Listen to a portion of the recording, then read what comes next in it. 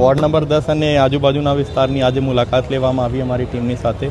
અને આ વિસ્તારના અમુક ભૂગર્ભના પાણીના અને એન્ક્રોચમેન્ટને લગતા પ્રશ્નો છે એ બધી વસ્તુનું નિરીક્ષણ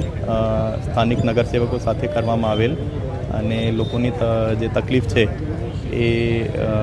અમને ખ્યાલ છે આમ તો, અને એના માટે અમારું તંત્ર પણ કાર્યરત છે એને નિકાલ કરવા માટે, પણ હજુ એમાં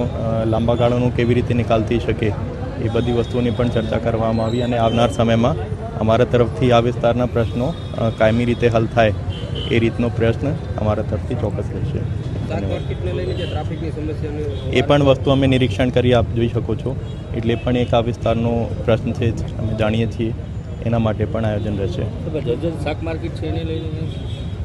અત્યારે નિરીક્ષણ કર્યું છે, હવે આયોજન કેવી રીતનું થાય અમે વિચાર.